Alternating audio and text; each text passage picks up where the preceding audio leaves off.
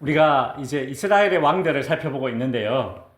이스라엘의 첫 번째 왕은 사울이었습니다. 이스라엘의 두 번째 왕은 다윗이죠. 이스라엘의 세 번째 왕은 다윗의 아들 솔로몬입니다. 그런데 이렇게 이스라엘이 솔로몬까지 이어졌는데, 왕이 이어졌는데, 솔로몬 왕 다음부터는 이스라엘이라는 나라가 그만 둘로 갈라지게 됩니다. 그래서 한쪽은 솔로몬의 아들 르호보암, 솔로몬의 아들이 나머지 절반의 나라를 다스리고, 또 나머지 절반의 나라는 솔로몬의 신하 여로보암이라는 사람이 나라를 다스리게 됩니다. 그러니까 솔로몬까지는 이스라엘이 하나였는데, 솔로몬 이후에는 이스라엘이 반반으로 나누어져서, 꼭 우리나라 같죠, 그렇죠? 남북으로 이렇게 나누어져서 남쪽은 솔로몬의 아들 르호보암이 다스리고, 북쪽은 솔로몬의 신하였던 여로보암이 다스리게 되는 그런 일들이 일어납니다. 오늘은 어떻게 솔로몬 이후에 이스라엘이라는 나라가 이렇게 갈라지게 되었나, 그 이유를 한번 살펴보고 교훈을 얻고자 합니다. 이런 우리가 사울은 하나님을 잘 섬기는 것 같았지만 마음이 변했어요. 그래서 마지막에 하나님을 버렸죠. 그래서 변심, 마음이 변했다. 다윗은 전심, 하나님을 향한 마음이 온전했다. 솔로몬은 반심이라고 말씀드렸습니다. 하나님을 향한 마음이 아버지 다윗처럼 전심이 아니라 반만 하나님을 향했어요. 그래서인지 모르지만 하나님은 그런 반심으로 하나님을 섬겼던 솔로몬의 아들에게 이스라엘의 반만 딱 잘라서 줘버렸죠. 그죠? 이스라엘 나라가 두 개로 나뉘어졌습니다. 여기 보시면 솔로몬의 신하였던 이 여로보암은 그렇다면 누구인가? 이 여로보암은 어떻게 이스라엘의 절반을 차지하고 왕이 될 수 있었을까? 이 솔로몬의 신하였던 여로보암은 아주 유능한 사람이었습니다. 이 사람은 얼마나 일처리를 딱 부러지게 잘하는지, 뭐 하나 일을 맡기면 마음에 쏙 드는 그런 능력 있는 사람이었습니다. 그래서 다윗 왕도 이 여로보암을 마음에 들어 했고, 그의 아들 솔로몬 왕도 여로보암을 마음에 들어 했어요. 워낙 일을 딱 부러지게 잘하니까 말입니다. 그래서 이 솔로몬은 이 여로보암이라는 신하에게 성전 건축하는 일도 맡기고, 그리고 왕궁을 건축하는 일도 맡겼습니다. 그래서 솔로몬 왕이 20년간 건축을 했는데, 그 20년 기간 동안 이 건축을 담당하는 그런 사람이었으니 얼마나 유능한가. 아버지 다윗 때에도 신하로 쓰임받고, 그 아들 솔로몬 때도 신하로 쓰임받았으니 이 사람은 아주 유능한 사람이었습니다. 근데 문제는 솔로몬 왕이 그의 통치 기간 말미쯤에 우상을 섬기는 신전을 지으면서 하나님께 책망을 받고 죄를 지었습니다. 그때 한 선지자가 솔로몬의 신하였던 이 여로보암에게 찾아가서 자기가 입고 있던 옷을 쭉쭉쭉 이렇게 12조각으로 찢어요. 왜 옷을 12조각으로 찢었느냐? 이스라엘이 12지파 아닙니까? 12조각으로 찢더니 그 중에 10조각을 이 여로보암에게 주면서 하는 말이, 하나님이 당신에게 이스라엘의 10개의 지파를 맡겼습니다. 하나님이 당신을 이스라엘의 왕으로 세우실 겁니다. 이렇게 예언을 하는 겁니다. 그 예언을 솔로몬 왕이 들었어요. 그러자 화가 났습니다. 아니, 내 나라가 달라진다고? 내 아들이 왕이 되는 것이 아니라 이 여로보암이라는 놈이, 이놈이 내 신하인데 이놈이 왕이 된다고? 이 솔로몬 왕은 이 여로보암이 장차 왕이 될 것이라는 이 예언을 듣고 화가 나서 자기 신하인 이 여로보암을 죽이려고 했습니다. 그래서 이 여로보암이 솔로몬 왕을 피해서 애굽으로 멀리 도망을 가요. 세월이 흘러서 솔로몬 왕이 이제 죽고 그의 아들 이 르호보암이 이스라엘의 왕이 이제 딱 되어 등극을 하려고 하는 그런 순간입니다. 이 솔로몬의 아들 르호보암이 이스라엘의 왕으로 등극하려고 한다, 대관식을 하려고 한다, 그 소문을 듣고 애굽으로 도망가 있던 이 여로보암이 이제 이스라엘로 돌아옵니다. 그래서 이 르호보암, 솔로몬의 아들 르호보암 왕에게 찾아가요. 가서 뭐라고 이야기하느냐 하면, 왕이시여, 왕의 아버지 솔로몬은 백성들에게 많은 세금을 매겼고 또 공사를 20년간 하느라 백성들이 큰 그런 노역에 시달렸습니다. 그러니 르호보암 왕께서는 이제 백성들의 세금도 좀 줄여주시고 노역도 좀 줄여주시면 우리가 르호보암 왕을 잘 섬기겠습니다. 이렇게 이야기를 합니다. 그때 솔로몬의 아들 이 르호보암 왕은 그래, 내가 한번 생각해 볼게. 3일 뒤에 와라. 그리고 이 르호보암 왕은 아버지 솔로몬 때부터 신하로 있던 그 나이 많은 원로 신하들을 불러서 백성들이 나에게 세금과 노역을 좀 깎아달라고 한다, 그런 요청을 했는데 어떻게 할꼬 묻습니다. 그러자 나이 많은 원로 신하들은 르호보암 왕에게 조언하기를, 왕이여, 그들의 요구대로 세금을 줄여주고 노역을 줄여주면 그들이 왕을 잘 섬길 것입니다. 그렇게 조언을 했어요. 근데 사실 이 대답은 르호보암 왕이 듣고 싶어 했던 대답이 아니었습니다. 르호보암 왕은 속으로 이런 생각을 했습니다. 아, 이놈의 백성들이 우리 아버지 솔로몬 왕 때에는 찍소리도 못하다가 왜 하필 내가 왕이 되자 찾아와서는 세금을 깎아달라, 노역을 줄여달라, 왜 이렇게 요청을 하는가? 내가 우리 아버지보다 만만한가? 나를 얕잡아 보나? 그래서 르호보암 왕은 그 나이 많은 원로 신하들의 조언을 뿌리치고 이번에는 자기와 함께 자란 젊은 신하들을 불렀습니다. 야, 나이 많은 원로 신하들은 세금과 노역을 줄여주자고 했다. 너희들 생각은 어떠하냐? 이래 물었어요. 그러자 젊은 신하들은 반대를 합니다. 나이 많은 원로 신하들은 솔로몬 왕 때부터 신하를 했으니까 지금까지 오랜 시간 동안 벼슬에 앉아 있으면서 많은 부귀영화를 누렸지 않습니까? 근데 우리는 이제 갓 벼슬에 올랐는데 이제 좀 누려보려고 하는데, 근데 세금과 노역을 줄여주면 우리는 그러면 손해를 보지 않습니까? 그런 생각이 있는 거예요.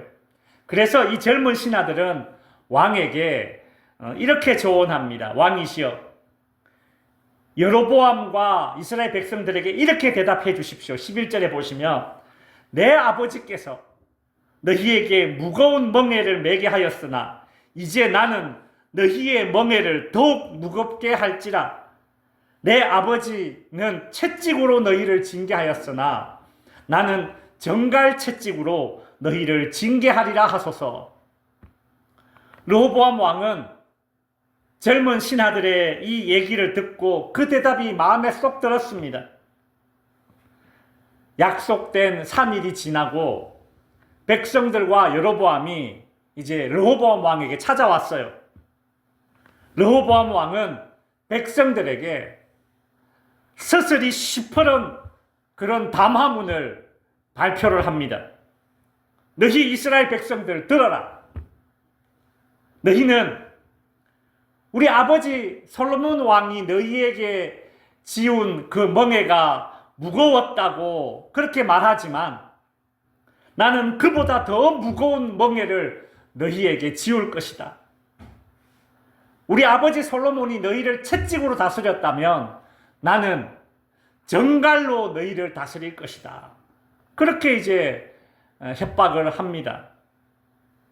그러자 이 새로 왕이 된 르호보암으로부터 세금과 노역이 감면될 것을 기대하고 모였던 그 이스라엘 백성들은 이렇게 말합니다. 16절에 보시면 온 이스라엘 백성들은 왕이 자기들의 말을 들어주지 않은 것을 보고 왕에게 대답하였다. 우리가 다윗 가문에게서 받을 몫이 어디 있느냐?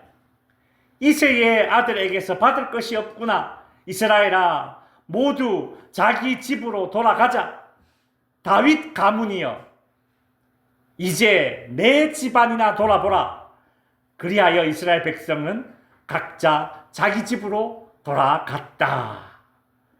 이스라엘 백성들은 솔로몬의 아들 르호보암이 이스라엘의 왕이 되는 것을 거부하고 이스라엘의 나라가 이렇게 있으면 북쪽 지역을 딱 차지하고 거기에 모여서 북이스라엘이라는 나라를 여로보암을 왕으로 딱 세워서 한 나라를 만들었습니다. 그래서 솔로몬의 아들 르호보암은 이 이스라엘 중에 아래쪽 남쪽을 차지했는데 유다 지파와 베냐민 지파 두 개 지파밖에 없었어요. 그 두 개 지파가 예루살렘에 모여서 이름을 남유다 이렇게 짓고 이제 이스라엘이 두 개의 나라로 갈라지게 된 것입니다. 우리는 솔로몬 왕의 뒤를 이어서 갈려진 이 이스라엘의 나라의 왕이 된 르호보암을 통해서 어떤 교훈을 얻을 수 있겠습니까? 르호보암이 주는 교훈은 무엇인가 하면 우리 같이 한번 읽어봅시다. 시작. 소신과 고집을 구분해야 합니다. 여러분, 소신과 고집을 구분할 줄 알아야 합니다. 소신과 고집은 엄연히 다른 것이지만 사람들은 자기가 고집 부리고 있으면서 이게 소신이다. 이건 내 소신이야. 그렇게 착각하며 살 때가 종종 있습니다. 여러분, 소신과 고집은 그러면 어떻게 다른가요? 소신과 고집 구별법 첫 번째로 소신은요, 자기가 손해를 보더라도 내가 손해를 보더라도 옳다고 여기는 것을 실행하는 것이 소신입니다. 내가 손해를 보더라도 옳다고 여기는 것을 할 줄 아는 게 이게 소신이에요. 근데요, 고집은 정반대입니다. 고집은요, 옳은 것이라 여겨서 끝까지 밀어붙이는 것이 아니라 내가 손해볼까봐 끝까지 밀어붙이는 것이 고집입니다. 고집은 자기가 손해보기 싫어서 옳고 그른지 알면서도 끝까지 밀어붙일 때가 있어요. 이게 고집이에요. 이게 고집. 르호보암 왕은 아버지 솔로몬 왕 때부터 누렸던 그 부귀 영화와 명예를 계속해서 자기 때에도 누리기를 원했습니다. 근데 아버지 솔로몬 때에도 성전도 지어야 했고 궁전도 지어야 했기 때문에 그때에는 세금과 노역이 많이 필요했는데, 근데 지금은 어떻습니까? 이미 성전도 다 지어졌고 궁전도 왕궁도 다 지어졌어요. 근데도 솔로몬의 아들 르호보암 왕은 아버지 때와 똑같은 세금과 노역을 강요했던 것입니다. 줄여주기 싫었던 거예요. 젊은 신하들과 마찬가지로 아버지 솔로몬 왕과 원로 신하들이 누렸던 것들보다 내가 더 많은 것을 누리면 누렸지 손해보기는 싫었던 것입니다. 그러니 르호보암 왕이 이스라엘 백성들에게 취했던 그 강경책은 소신이 아니라 뭡니까? 고집이 되는 겁니다. 내가 손해보기 싫어서 그랬기 때문에. 이건 고집입니다. 소신과 고집을 구별하는 두 번째는 무엇인가 하면, 소신은요, 자존심을 내려놓고 포용합니다. 의견이 서로 이렇게 막 부딪히지만 상대방의 이야기를 이렇게 들어보니까 상대방 의견이 내 의견보다 더 좋은 것 같아. 더 옳은 것 같아.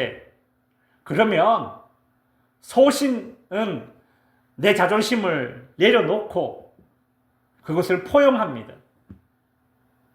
그래서 소신 있는 사람과는 대화가 됩니다. 왜요? 더 나은 것을 추구하는 사람이기 때문에, 더 옳은 것을 추구하는 사람이기 때문에 대화가 돼요. 근데 고집 부리는 사람은 그렇지 않습니다. 고집은요, 자존심 때문에 오히려 포용하지 못합니다. 자기가 틀린 줄 알면서도 자존심 때문에 계속 우기면서 상대방의 더 좋은 의견을 포용하지 못하는 것입니다. 여러분, 마이동풍, 오늘 그래서 제가 설교 제목을 마이동풍이라고 그렇게 정해봤는데요. 뭡니까? 남의 의견이나 그런 비평을 전혀 귀담아 듣지 않고 그냥 바람처럼 휙 부는 바람처럼 그냥 흘려버리는 사람. 마이동풍. 이 르호보암 왕이 딱 그렇지 않습니까? 이런 사람과는 말이 통하지 않을 뿐더러 스스로가 잘못되었다는 것을 알면서도 고집을 부리기 때문에 그 고집을 감추기 위해서 감정적입니다. 화를 냅니다. 여러분, 열왕기상 12장 13절에 보시면 르호보암 왕이 포악한 말로 백성들에게 대답했다라고 해요. 여러분, 이 르호보암 왕이 화가 많았던 이유가 뭐냐면 소신이 아니라 고집을 부리고 있었기 때문에 포악했던 것이죠. 소신과 고집을 구별하는 구별법 세 번째는, 소신은 의로움과 나의 생각을 이렇게 비교를 합니다. 여러분, 소신 있는 사람은 자기 생각과 자기 의견이 의로운지 아닌지, 혹은 더 나은 의로움은 없는지 그 의로움과 자기를 비교를 합니다. 자기의 생각을 비교를 해요. 근데 고집은 그렇지 않아요. 고집은요, 의로움과 나를 비교하는 것이 아니라 상대방과 나를 비교합니다. 상대방. 여러분, 르호보암 왕은 아버지 솔로몬 왕이 너무 잘 나갔던 왕이었기 때문에 자기가 왕이 되면 아버지 솔로몬 왕과 비교되면 안 된다. 내가 더 잘해야 되는데, 이런 비교의식이 아주 내면 깊숙이부터 이렇게 깔려있던 왕이 바로 이 르호보암 왕입니다. 비교의식이 있어요. 누구에게? 자기 아버지에게 말이죠. 솔로몬에게. 르호보암 왕과 어릴 때부터 같이 지냈던 이 젊은 신하들은 이 사실을 알아요. 그래서 이 젊은 신하들이 르호보암에게 조언할 때에 이런 말을 했습니다. 르호보암이 좋아할 만한 말을 했는데 그 말이 무엇인가 하면 이 말이에요. 열왕기상 12장 10절에 보면 내 새끼 손가락이 내 아버지 솔로몬의 허리보다 더 굵다.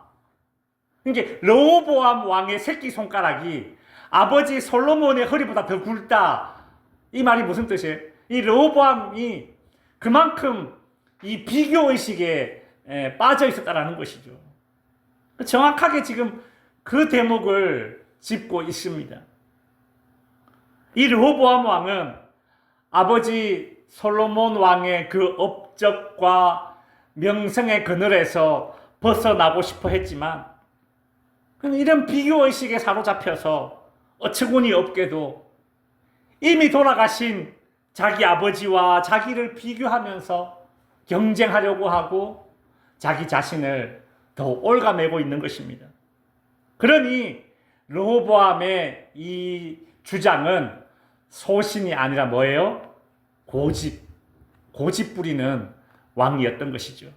이제 말씀을 정리하겠습니다. 여러분, 혹 주변에 사람들이 나에게 뭔가를 요구를 해요. 근데 나는 그 요구에 따르기 싫을 때가 있죠. 내 생각에는 이게 맞다, 그런 생각이 들지만 상대방은 내 생각과 다른 것을 이야기할 때에 그때에 우리는 어떻게 해야 되는가? 나의 생각과 이 주장이 소신인가 고집인가, 여러분 구별해야 합니다. 안 그러면 나 혼자만 나는 소신 있는 사람이야, 그렇게 여기고 있지, 주변 모든 사람들은 에이 저 사람 고집쟁이야 라고 여기는 그런 참 희한하고도 부끄러운 그런 경우가 이제 발생하는 거죠. 그래서 우리는 오늘 이 르호보암 왕의 교훈을 통해서 우리 자신을 좀 거울에 비춰보는 그런 시간을 가져야 합니다. 내가 고집 부리는 사람인가 소신 있는 사람인가 확인해야 합니다. 옳다고 여기는 것은 손해보더라도 실행하는 것, 그것은 소신입니다. 그러나 손해보기 싫어서 감정적으로 내가 밀어붙인다면 그것은 고집입니다. 자존심을 내려놓고 더 좋은 의견을 포용할 수 있다면 그것은 소신 있는 사람입니다. 근데 내가 잘못된 줄 알면서도 자존심 때문에 포용하지 않는다면 그것은 고집입니다. 내 생각이 옳은지 더 나은 옳은 선택은 없는지 고민하며 그렇게 더 나은 의로움과 나를 비교한다면 그 사람은 소신 있는 사람입니다. 그러나 의로움과 자신을 비교하는 것이 아니라 상대방과 나를 비교하면서 내가 저 사람보다 더 높아 보여야 되는데, 더 똑똑해 보여야 되는데, 더 잘나 보여야 하는데, 그런 비교의식에 빠져서 내 생각을 주장한다면 그건 고집이 되는 겁니다. 성도 여러분, 나와 다른 사람을 힘들게 하는 고집의 사람이 아니라 나와 다른 사람을 함께 살리는 소신의 사람이 되어서 하나님께 기쁨이 되고 사람들에게는 축복의 통로로 쓰임 받을 수 있는 저와 여러분이 될 수 있기를 바랍니다. 기도하겠습니다.